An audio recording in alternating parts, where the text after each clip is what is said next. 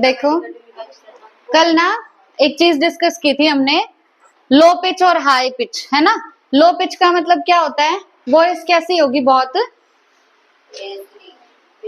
हाँ हाँ थोड़ी सी भारी आवाज होगी, ठीक है। लो पिच मतलब आवाज कैसी होगी, भारी। और हाई पिच मतलब आवाज कैसी होगी, सुरीली, है ना। तो फीमेल्स की वॉइस कैसी होती है, हाई पिच्ड, और मेल की लो पिच, ठीक है। कल ये मैंने उल्टा बताया था। अब देखो यहां से शुरू करते हैं एक बार। राइट वेंट्रिकल में बताओ, राइट वेंट्रिकल में कैसा ब्लड होता है, डीऑक्सीजनेटेड ब्लड होता है राइट वेंट्रिकल में। अब राइट वेंट्रिकल से इस ब्लड को उठा के लेके जाएगी कौन, पल्मोनरी आर्टरी उठा के लेके जाएगी। और अब डीऑक्सीजनेटेड ब्लड को बस एक ही ऑर्गन ऐसा है जो ऑक्सीजनेटेड बना सकता है, वो ऑर्गन कौन सा है, लंग्स।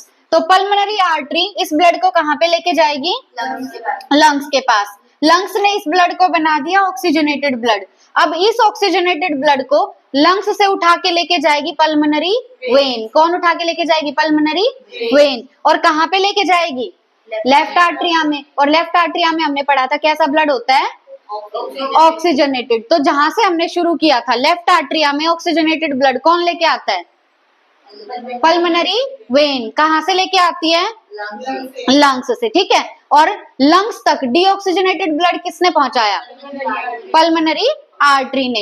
ये जो पूरा सर्कुलेशन चल रहा है ना, इस सर्कुलेशन को बोलते हैं पल्मोनरी सर्कुलेशन। कौन सा सर्कुलेशन, पल्मोनरी सर्कुलेशन। अब आ जाओ इस साइड, हमारी लेफ्ट आर्टरिया, लेफ्ट आर्टरिया में कैसा ब्लड आ गया, ऑक्सीजनेटेड। तो देखो लेफ्ट आर्टरिया में कैसा ब्लड है, ऑक्सीजनेटेड। लेफ्ट आर्टरिया से वो ब्लड जाएगा लेफ्ट वेंट्रिकल में। लेफ्ट वेंट्रिकल से इस ऑक्सीजनेटेड ब्लड को कौन उठाती है, ऑर्टा। कौन उठाती है, ऑर्टा। अब ऑक्सीजनेटेड ब्लड की जरूरत किसको है, हमारे टिश्यूज को, है ना। तो ऑर्टा इस ऑक्सीजनेटेड ब्लड को किसके पास पहुंचाएगी, टिश्यूज के पास पहुंचाएगी। किसके थ्रू, आर्टरीज, आर्ट्रियोल्स और कैपिलरीज के थ्रू। किसके थ्रू, आर्टरीज, आर्ट्रियोल्स और कैपिलरीज के थ्रू। अब टिश्यूज के पास पहुंच गया ऑक्सीजनेटेड ब्लड, टिश्यूज को जरूरत थी ऑक्सीजनेटेड ब्लड की, पहुंच गया उनके पास। लेकिन टिश्यूज पर रिलीज हो रही है कौन सी गैस, कार्बन डाइऑक्साइड। कौन सी गैस रिलीज हो रही है, कार्बन डाइऑक्साइड। तो यहां से कौन सा ब्लड बाहर निकलेगा, डीऑक्सीजनेटेड। उस डीऑक्सीजनेटेड ब्लड को यहां से कौन उठा के लेके जाएंगी, वेन्स, वेन्यूल्स और वेना कावा। वेन्स, वेन्यूल्स और वेना कावा। ओर्टा से टिश्यूज तक ऑक्सीजनेटेड ब्लड किसने पहुंचाया, आर्टरीज, आर्ट्रियोल्स और कैपिलरीज ने। टिश्यूज से डीऑक्सीजनेटेड ब्लड कौन उठाएगा, वेन्स, वेन्यूल्स और वेना कावा। अब ये डीऑक्सीजनेटेड ब्लड कहां तक आएगा, राइट आर्टरिया तक। कहां आएगा, राइट आर्टरिया तक, ठीक है। अब राइट आर्टरिया तक देखो, राइट वेंट्रिकल में कैसा ब्लड था, ये राइट वेंट्रिकल में किसने डाला होगा, राइट आर्टरिया ने। और राइट आर्टरिया के पास कैसा ब्लड है, डीऑक्सीजनेटेड। कैसा ब्लड है, डीऑक्सीजनेटेड। इस सर्कुलेशन को बोलते हैं सिस्टमिक सर्कुलेशन। कौन सा सर्कुलेशन, सिस्टमिक सर्कुलेशन। तो अब तुम बताओ हमारे हार्ट में कितने सर्कुलेशन चल रहे हैं, दो सर्कुलेशन चल रहे हैं। एक चल रहा है पल्मोनरी सर्कुलेशन और एक चल रहा है सिस्टमिक सर्कुलेशन। इसीलिए हम बोलते हैं कि मैमल्स में होता है डबल सर्कुलेशन। कौन सा सर्कुलेशन, डबल सर्कुलेशन। किस किस में, मैमल्स में, बर्ड्स में और क्रोकोडाइल में। किस किस में, मैमल्स में, बर्ड्स में और क्रोकोडाइल में। कैसा सर्कुलेशन, डबल सर्कुलेशन। यह है समझ, ठीक है।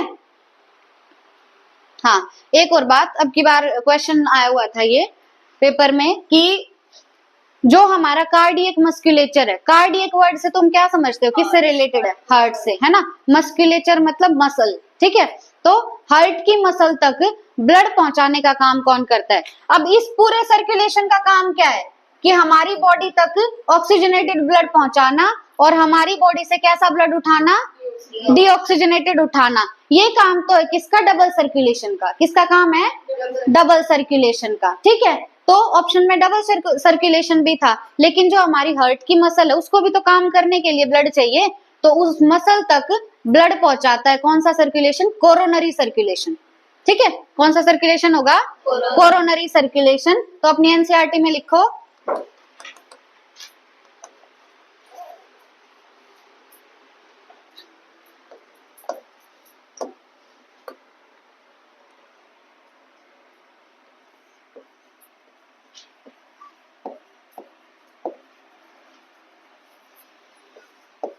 बस एक यही क्वेश्चन आउट ऑफ एनसीईआरटी था।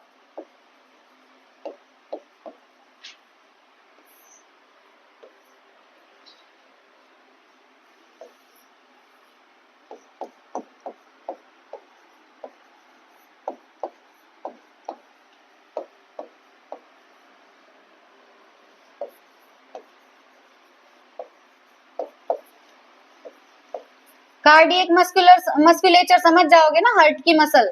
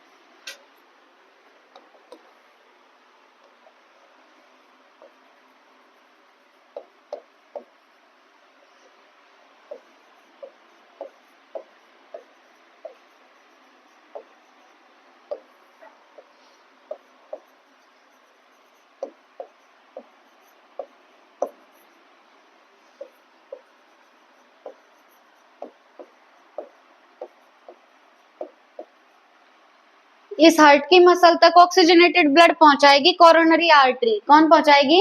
Coronary artery. और वहां पे जब ऑक्सीजनेटेड ब्लड डीऑक्सीजनेटेड हो जाएगा तो उसको उठा के लेके जाएगी कार्डियक वेन। कौन उठा के लेके जाएगी?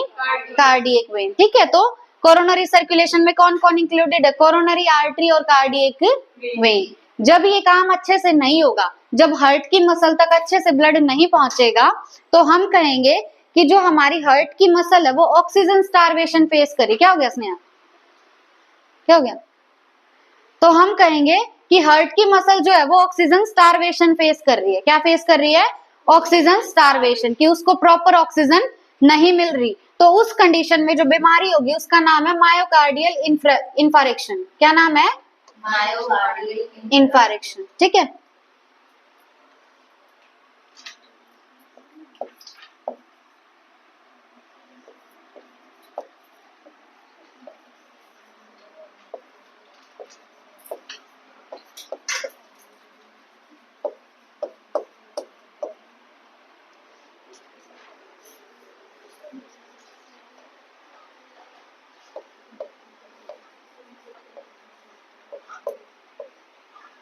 मैं क्या लिख रही हूँ?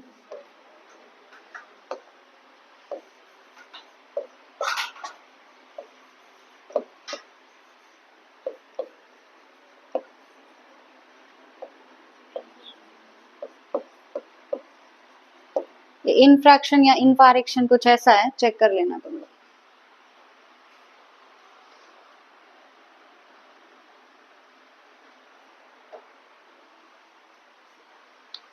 लिख लिया?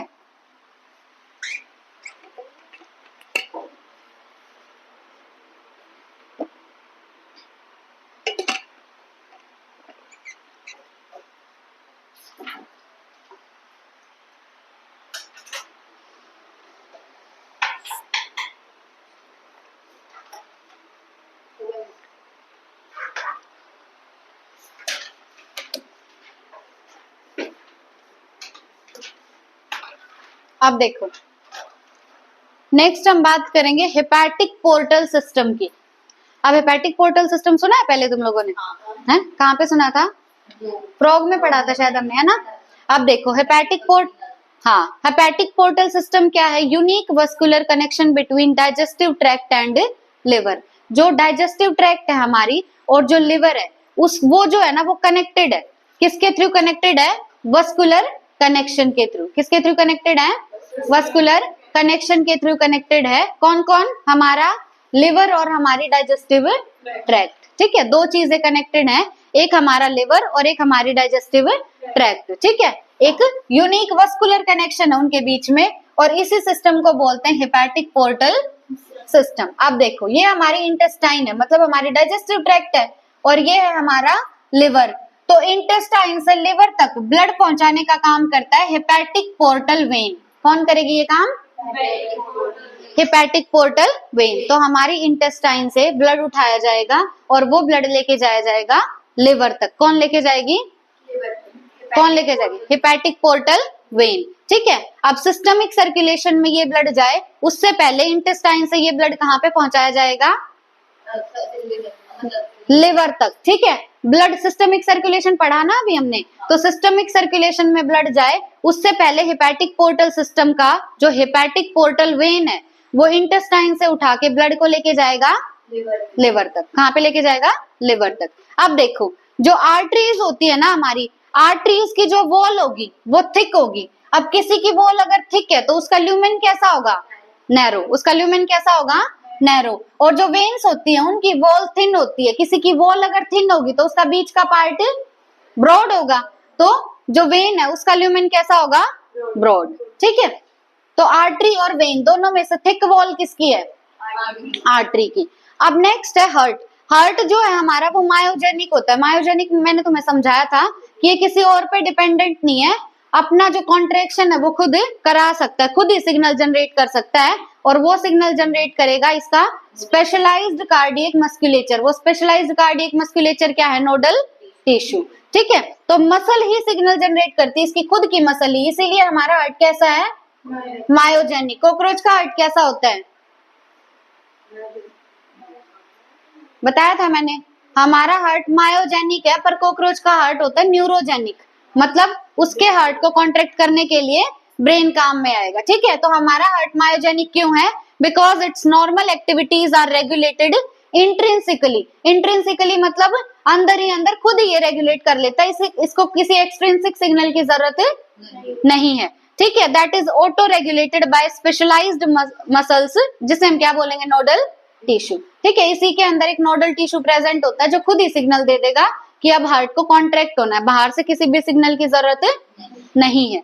अब नेक्स्ट है हमारा, देखो हमारा जो हार्ट है उसे कॉन्ट्रैक्ट होने के लिए किसी बाहर से सिग्नल की जरूरत नहीं है, लेकिन रेगुलेशन की तो जरूरत पड़ेगी ना हार्ट में, कि हमारा जो हार्ट रेट है, हमारा जो कार्डियक आउटपुट है वो रेगुलेट रहे। रेगुलेशन की तो जरूरत है ना, उसको काम करने के लिए किसी और की जरूरत नहीं है, पर रेगुलेशन के लिए ब्रेन की जरूरत हार्ट को है। तो इसीलिए यहाँ पे रोल आता है मेडुला ऑब्लोंगाटा का। अब मेडुला ऑब्लोंगाटा जो है कहाँ पे प्रेजेंट होगा? ब्रेन में। कहाँ पे होगा? ब्रेन में। मेडुला ऑब्लोंगाटा एक रीजन होता है जो ब्रेन में प्रेजेंट है, वहां से सिग्नल आएगा एएनएस के पास। एएनएस होता है ऑटोनोमिक नर्वस सिस्टम। एएनएस क्या है? Autonomic nervous system. अब ऑटोनोमिक नर्वस सिस्टम हमें पता होता है दो टाइप का होता है, एक सिंपैथेटिक नर्वस सिस्टम और एक पैरासिम्पैथेटिक नर्वस सिस्टम। तो ऑटोनोमिक नर्वस सिस्टम से अगर सिग्नल गया है सिंपैथेटिक नर्व्स के पास, तो सिंपैथेटिक, पहले पैरासिम्पैथेटिक का पढ़ो, अगर सिग्नल आया पैरासिम्पैथेटिक नर्व्स के पास तो पैरासिम्पैथेटिक नर्व्स हमारे हार्ट बीट के रेट को कम कर देती हैं। हमारा हार्ट बीट का रेट अगर कम हो गया तो speed of conduction of action potential, कि कितनी तेजी से सिग्नल फैल रहा है हार्ट में, वो रेट भी कम हो जाएगा, वो स्पीड भी कम हो जाएगी। और तीसरा है हमारा कार्डियक आउटपुट। कार्डियक आउटपुट का फॉर्मूला क्या था? कौन सा वॉल्यूम? स्ट्रोक वॉल्यूम, है ना, heart rate into stroke volume. अब अगर हमारा हार्ट रेट कम हुआ है तो कार्डियक आउटपुट भी कम होगा, है ना। हार्ट रेट कम हुआ तो कार्डियक आउटपुट भी कम होगा। तो देखो सबसे पहले रोल आया किसका? मेडुला ऑब्लोंगाटा का। उसने सिग्नल दिया किसको? एएनएस को। एएनएस ने सिग्नल दिया पैरासिम्पैथेटिक नर्व्स को। अगर पैरासिम्पैथेटिक नर्व्स को सिग्नल मिला है तो हमारा हार्ट रेट कम हो जाएगा, हार्ट बीट रेट कम होगा, हमारा जो speed of conduction of action potential है वो भी कम होगा, और इनकी वजह से जो हमारा कार्डियक आउटपुट है वो भी कम होगा। ठीक है, यहाँ पे कार्डियक आउटपुट भी क्या हो जाएगा? कम हो जाएगा। यहीं अगर हम बात करें सिंपैथेटिक नर्व्स की, तो इनसे अगर सिग्नल मिला है तो सब कुछ उल्टा होगा, हार्ट बीट रेट बढ़ जाएगा, जो स्ट्रेंथ ऑफ मस्कुलर कॉन्ट्रैक्शन है। अब हार्ट कॉन्ट्रैक्ट क्यों कर रहा था? एक्शन पोटेंशियल की वजह से, जो सिग्नल आया था उसकी वजह से। मतलब यही बात है यहाँ भी कि कॉन्ट्रैक्शन जो है वो यहाँ पे क्या हो जाएगी? बढ़ जाएगी। यहाँ पे इसकी जगह ये भी लिख सकते हैं कॉन्ट्रैक्शन हार्ट की कम हो गई, है ना। अब यहाँ पे स्ट्रेंथ ऑफ मस्कुलर कॉन्ट्रैक्शन बढ़ गया, हार्ट बीट रेट अगर बढ़ा है तो कार्डियक आउटपुट भी बढ़ जाएगा। अब लास्ट में एक बात आती है, adrenal medullary hormones. Adrenal gland सुना है? हमारी जो किडनी होती है ना, किडनी के ऊपर एक ग्लैंड प्रेजेंट होता है, एड्रिनल ग्लैंड। कौन सा ग्लैंड? Adrenal gland. तो एड्रिनल ग्लैंड रिलीज करता है हार्मोन। क्या रिलीज करेगा? हार्मोन। अब एड्रिनल ग्लैंड का भी एक पार्ट होता है मेडुला, वो मेडुला रिलीज करेगा हार्मोन। तो एड्रिनल मेडुलरी हार्मोन जो है वो भी हमारे कार्डियक आउटपुट को बढ़ा देते हैं। ठीक है, तो ये दोनों तो याद रह जाते हैं, बस इसमें कंफ्यूजन होती है कि ये घटा रहा है या बढ़ा रहा है। तो याद रखना, जो काम सिंपैथेटिक कर रहा है वही काम कौन करेंगे? Adrenal medullary hormone. ठीक है, ये एड्रिनल ग्लैंड पढ़ेंगे पूरा लास्ट चैप्टर में। तो हमारे कार्डियक आउटपुट को घटाने का काम कौन कर रहा है? Parasympathetic nerves. और हमारे कार्डियक आउटपुट को बढ़ाने के लिए दो लोग लगे हुए हैं, एक तो सिंपैथेटिक नर्व्स और दूसरा एड्रिनल मेडुलरी हार्मोन्स। उन्होंने भी हमारे कार्डियक आउटपुट को बढ़ा दिया है। ठीक है, अब नेक्स्ट देखो, डिसऑर्डर्स ऑफ सर्कुलेटरी सिस्टम। अच्छा, इससे पहले एक और बात बता दूं, जो हार्ट पढ़ाया था ना, हार्ट में हमने देखा था कि हार्ट की जो चारों तरफ दीवार है जो हार्ट को प्रोटेक्ट रखती है, उसका नाम क्या है? पेरिकार्डियम। उसका नाम क्या है? पेरिकार्डियम। वो सिंगल लेयर्ड होती है, डबल लेयर्ड? डबल लेयर्ड होती है। ठीक है, अब उसमें एक आउटर लेयर होती है और एक इनर लेयर होती है। ठीक है, तो उसकी एक लेयर रिलीज करती है पेरिकार्डियल फ्लूइड। क्या रिलीज करती है? Pericardial fluid. अब जैसे लंग्स के अंदर प्लूरल फ्लूइड था, प्लूरल फ्लूइड का काम क्या था? फ्रिक्शन रिड्यूस करना, है ना। अब हार्ट हमारा कॉन्ट्रैक्ट कर रहा है तो फ्रिक्शन तो आएगा ना, तो पेरिकार्डियल फ्लूइड का काम भी है फ्रिक्शन रिड्यूस करना। ठीक है, अब उसके बाद हाँ, फ्रिक्शन रिड्यूस करेंगे। ठीक है, अब लास्ट टॉपिक है हमारा disorders of circulatory system. Disorders में पहला है हाइपरटेंशन। अब हाइपरटेंशन को हम एक और नाम से जानते हैं, हाई बीपी। ठीक है, हाइपरटेंशन का एक और नाम क्या है? High BP. ठीक है, नॉर्मल जो बीपी होता है वो होता है 120/80 mmHg। नॉर्मल बीपी कितना है? 120/80 mmHg। अब जो ऊपर वाला 120 है ना, वो सिस्टोलिक प्रेशर है। वो कौन सा प्रेशर है? Systolic pressure. अब सिस्टोल का मतलब क्या है? कॉन्ट्रैक्शन या रिलैक्सेशन? कॉन्ट्रैक्शन। देखो, कल मैंने बताया था सिस्टोल मतलब शुरू में साउंड आ रही है सी की। ठीक है, सी से सिस्टोल और सी से कॉन्ट्रैक्शन। वैसे एस से शुरू हो रहा है पर सिस्टोल और कॉन्ट्रैक्शन ध्यान रखना। ठीक है, तो सिस्टोलिक प्रेशर मतलब हार्ट कॉन्ट्रैक्ट कर रहा है। अब कहीं भी हमने पूरा चैप्टर पढ़ लिया, तुमने ये सुना है कि रिलैक्स होने की वजह से हार्ट पंप कर रहा है? हार्ट पंप क्यों कर रहा है?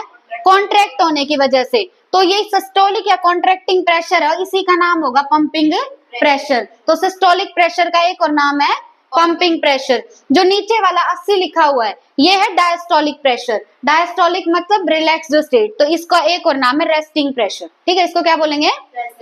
Resting pressure. ये तो है नॉर्मल बीपी।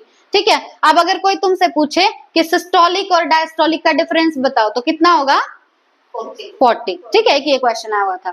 अब देखो, हाई बीपी किसको बोलेंगे? जब ब्लड प्रेशर कितना हो? 140/90। इतना हो या इससे ज्यादा हो तो कंडीशन होगी हाई बीपी। तो पहला डिसऑर्डर हमने क्या देखा? हाइपरटेंशन। हाइपरटेंशन का एक और नाम क्या है? High BP. नॉर्मल बीपी बताओ कितना होगा? 120/80 mmHg होगा। ठीक है, अब इसमें से सिस्टोलिक प्रेशर बताओ कौन सा है?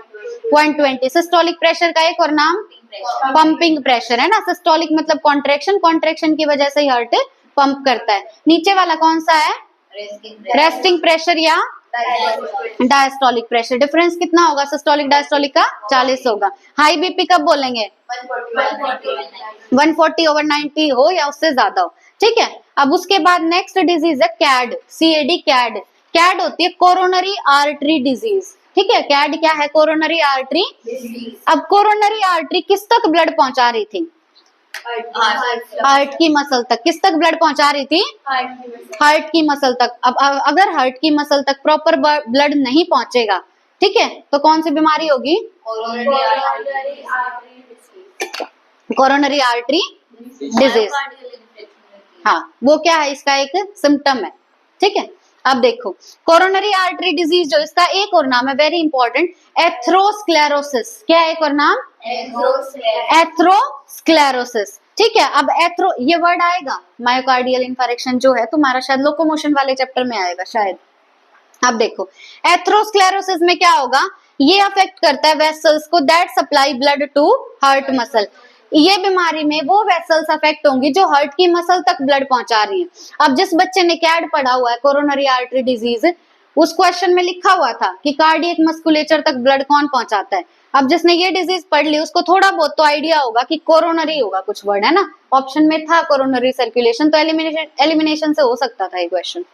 अब देखो कोरोनरी आर्टरी डिजीज में क्या है, वो वेसल्स अफेक्ट होंगी जो ब्लड कहाँ तक पहुंचा रही हैं, हार्ट की मसल तक। कहाँ तक, हार्ट की मसल तक, ठीक है। अब उन वेसल्स में ऐसा क्या हो जाएगा कि वो अब खराब होगी, प्रॉपर ब्लड नहीं पहुंचा पा रही। अब जैसे तुम्हारे घर में कोई पाइप है, उसमें से नॉर्मल पानी आ रहा था, जब पानी बहुत कम आने लगता है तो तुम क्या करते हो, पाइप को साफ करते हो, है ना, यानी इसमें कोई कचरा फंस गया। अब ये प्रॉपर ब्लड अगर नहीं पहुंचा पा रही हार्ट की मसल तक, मतलब इसमें कुछ ना कुछ डिपॉजिट हो गया होगा, फंस गया होगा कुछ। तो क्या क्या डिपॉजिट होता है, दो तो है सी से और दो है एफ से, ठीक है। सी से दो है कैल्शियम और कोलेस्ट्रॉल, सी से क्या है, कैल्शियम और कोलेस्ट्रॉल। एफ से है फैट और फाइब्रस टिश्यू, एफ से क्या है, फैट और फाइब्रस टिश्यू। ये डिपॉजिट हो जाएगा आर्टरीज में। कहाँ डिपॉजिट हो जाएगा, आर्टरीज में। अब आर्टरीज में अंदर कोई चीज इकट्ठी हो रही है तो जो उसका ल्यूमेन है, अंदर का पार्ट है, वो चौड़ा होगा या कम होगा, नैरो होगा, नैरो होगा, ठीक है। तो आर्टरीज का ल्यूमेन क्या हो जाएगा, नैरो, ठीक है। अब बताओ सेकंड डिसऑर्डर कौन सा पढ़ा हमने, कैड। कैड की full form coronary artery disease. एक और नाम बताओ, एथेरोस्क्लेरोसिस, एथेरोस्क्लेरोसिस। यहाँ पे क्या होगा, वो वेसल्स अफेक्ट होंगी जो कहाँ तक ब्लड पहुंचा रही हैं, हार्ट की मसल तक, हार्ट की मसल या कार्डियक मस्कुलेचर तक, ठीक है। अब इन आर्टरीज में कुछ चीज डिपॉजिट हो जाएगी, बताओ चार चीज डिपॉजिट होंगे। पहला फाइब्रस टिश्यू, फैट और फाइब्रस टिश्यू। नेक्स्ट जो डिसऑर्डर है वो है एंजीना पेक्टोरिस। नेक्स्ट क्या है, एंजीना पेक्टोरिस। अब एंजीना पेक्टोरिस शुरू हो रहा है ए से, यहीं से ध्यान रखना। इसमें एक्यूट चेस्ट पेन होता है। एक्यूट चेस्ट पेन मतलब हल्का हल्का चेस्ट में दर्द होगा, एक्यूट मतलब कम, ठीक है, थोड़ा सा माइल्ड। तो एंजीना पेक्टोरिस में कैसा दर्द होगा, एक्यूट चेस्ट पेन होगा, ठीक है। ये क्यों होता है, यहाँ पे हार्ट की मसल तक इनफ ऑक्सीजन नहीं पहुंच पाती, ठीक है। हार्ट की मसल तक अगर इनफ ऑक्सीजन नहीं पहुंचेगी तो क्या होगा, एंजीना पेक्टोरिस। लेकिन इसका एक मेन सिम्टम क्या है कि यहाँ पे क्या होगा, एक्यूट चेस्ट पेन। कैसा होगा, एक्यूट चेस्ट पेन होगा, ठीक है। ये कॉमन होगा किन लोगों में, मिडल एज एंड एल्डरली, ठीक है। थोड़े जो मिडल एज के लोग होते हैं और जो थोड़े से एल्डर होते हैं उनमें। हाँ मेरे को भी होता है, तुम्हें सबसे पहले होता होगा ना, अरे मेरे को भी होता है। देखो एंजीना पेक्टोरिस जो है, इसमें मेन सिम्टम क्या है इसका, एक्यूट चेस्ट पेन, ठीक है। अब मेरे को तो ऐसा लगता है जो भी बीमारी में पड़ती होंगी ये तो मेरे को है ही, सारी लगती है मेरे को तो। अब देखो क्यों होता है एंजीना पेक्टोरिस, क्योंकि हार्ट की मसल तक इनफ ऑक्सीजन नहीं पहुंच पा रही। किन में होगा, मिडल एज में और एल्डरली एज में, ठीक है। अब लास्ट ये जो 3-4 वर्ड है ना, ये बहुत इंपॉर्टेंट है, सुनते हैं हम पर डिफरेंस नहीं पता होता हमें, तो अच्छे से याद करना। देखो पहला है हार्ट फेलियर, पहला क्या है, अब हार्ट फेलियर में क्या है, heart is not pumping blood effectively. Heart का मेन काम क्या है, ब्लड पंप करना, मेन काम क्या है।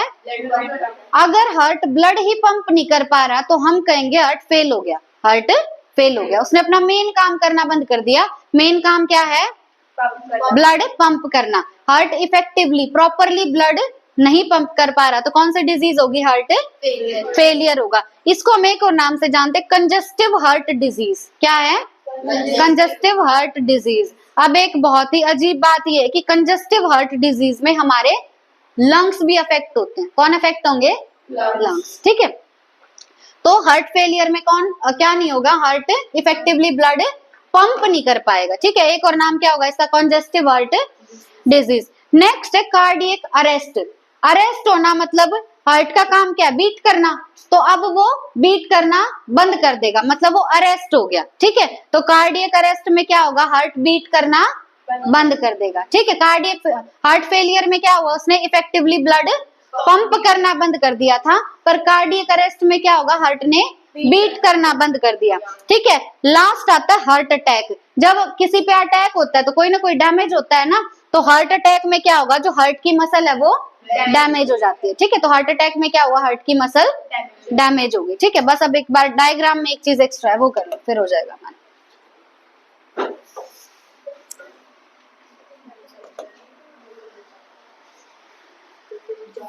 मैम इससे कोई और बीमारी भी होती है क्या? नहीं मरोगे, डोंट वरी, कई साल से हो रहा है मेरे को। हाँ हाँ पता नहीं कैसे डॉक्टर बनेगा हर बीमारी को कोई इलाज। देखो, बंद कर दिया। देखो ये जो वर्ड है कि यहाँ पे कोर्डे टेंडिने, ये गिटार की तार दिख रही है ऐसे। अब इनका काम क्या है, यहाँ पे हार्ट में कुछ मसल्स होती है, अपनी एनसीईआरटी में लिखो, देखो ये दिख रही होंगी एनसीईआरटी में, ध्यान से देखोगे तो कुछ मसल है हार्ट में। इन मसल्स का नाम है पैपिलरी मसल्स, पीएपी लिखो। ये मसल्स दिख रही होंगी नीचे, यहाँ पे ध्यान से देखोगे ना डायग्राम में, ये मसल है, इन मसल्स पे लिखो papillary muscles, PAP, papi I double L A R Y, papillary muscles, papillary muscles लिख लिया। अब यहाँ पे क्या प्रेजेंट थी, वॉल्व थी ना, कौन सी वॉल्व थी यहाँ पे, कौन सा, राइट साइड है ना, कौन सी वॉल्व है यहाँ पे, ट्राइकस्पिड वॉल्व। तो यहाँ पे ऐसे तीन ये बना लो, वॉल्व बना लो तीन, मतलब ट्राइकस्पिड वॉल्व लिख लो, यहाँ पे लिखा भी होगा या यहाँ पे लिख लो ट्राइकस्पिड वॉल्व, लिख लिया। यानी कोर्डे टेंडिने क्या है, देखो कोर्डे मतलब कॉर्ड, कोर्डे मतलब कॉर्ड, और टेंडिने मतलब टेंडन, टेंडिने मतलब टेंडन, टेंडन जो है सुना है पहले कभी, टेंडन और लिगामेंट ना, रवीना टंडन नहीं सुनना। तो ये एक कॉर्ड लाइक स्ट्रक्चर है जो किस किस को कनेक्ट करेगा, तुम खुद बताओ, कोर्डे टेंडिने किस किस को कनेक्ट कर रहा है, ट्राइकस्पिड वॉल्व को और पैपिलरी मसल को। ठीक है, कोर्डे टेंडिने किस किस को कनेक्ट कर रहा है, ट्राइकस्पिड वॉल्व को और पैपिलरी मसल्स को। ठीक है, अब अगर हमने इस कोर्डे टेंडिने को काट दिया, ठीक है, तो क्या होगा, देखो अगर हम कोर्डे टेंडिने को काट देते हैं ना, तो होता क्या है कि ये जो हमारी राइट वेंट्रिकल है, राइट वेंट्रिकल के नीचे क्वेश्चन आया हुआ था नीट में, ये ध्यान से सुनो, राइट वेंट्रिकल से ब्लड उठा के लेके जाने का काम किसका है, किसका काम है, पल्मोनरी आर्टरी का। याद रखना राइट वेंट्रिकल में आर आ रहा है और पल्मोनरी आर्टरी में भी थोड़ी आर की साउंड आ रही है, तो ये क्या है, पल्मोनरी आर्टरी, यहां से ये ब्लड उठा के लेके जाएगी। ठीक है, तो अब अगर हमने कोर्डे टेंडिने को काट दिया, तो जो पल्मोनरी आर्टरी में जाने वाला ब्लड है ना, उसका फ्लो कम हो जाएगा, उसका फ्लो कम हो जाएगा। तो लिखो अपनी एनसीईआरटी में, if we cut chordae tendineae, if we cut chordae tendinae, if we cut chordae tendinae, then the blood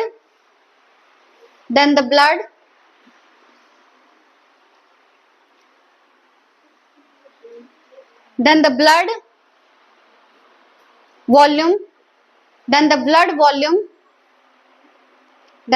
volume going to pulmonary artery, blood volume going to pulmonary artery बढ़ेगा या कम होगा, कम होगा, डिक्रीजेस या reduces. ठीक है, reduces. ठीक है, अब ये और देखो, ये जो हार्ट है, हार्ट का ये जो पार्ट है, ये है एपेक्स। ठीक है, अब हार्ट किसकी तरफ थोड़ा सा टिल्टेड होता है, लेफ्ट लंग की तरफ है ना, मतलब लेफ्ट की तरफ टिल्टेड होता है। लेफ्ट की तरफ टिल्टेड होगा तो जो हमारा एक लंग है ना, उस लंग में एक छोटा सा ऐसा स्ट्रक्चर प्रेजेंट होता है, जहां पे ये हार्ट ऐसे फंसा हुआ होगा, ये एपेक्स उसका फंसा हुआ होगा। तो लंग का ये वाला जो पार्ट ऐसे है थोड़ा सा, इस पार्ट को बोलते हैं कार्डियक नोच। क्या बोलते हैं, कार्डियक नोच। तो ये जो एपेक्स है, ये वाला जो हिस्सा है, ये लंग के किस पार्ट में फंसा होगा, कार्डियक नोच में। तो यहाँ पे कैसे बना के लिख दो, कार्डियक नोच। ठीक है, कार्डियक नोच।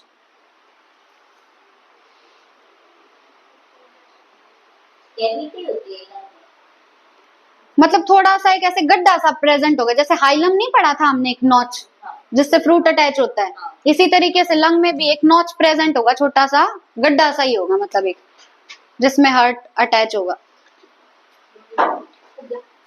हो गया,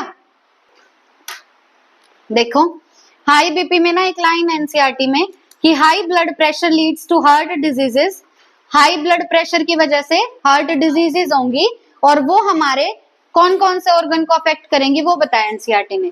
तो वो अफेक्ट करेंगी ब्रेन को और किडनी को, ठीक है। तो जिसको हाई बीपी की प्रॉब्लम होती है उसके दो ऑर्गन्स ज्यादा चांसेस हैं कि अफेक्ट होंगे, ब्रेन और किडनी, ठीक है। एक लिखा हुआ है तुम्हारा एंजिना पेक्टोरिस में, मतलब इसको एंजिना भी बोलते हैं और एंजिना पेक्टोरिस भी बोलते हैं, ठीक है। क्या होगा इसमें? Acute chest pain. अब इसमें क्या होगा कि जो ऐसी कंडीशंस होंगी एंजिना पेक्टोरिस में जो हमारे ब्लड फ्लो को अफेक्ट करती हैं, ठीक है। एंजिना पेक्टोरिस में कौन सी कंडीशंस होंगी जो किसको अफेक्ट करेंगे? ब्लड फ्लो को अफेक्ट करेंगे, ठीक है।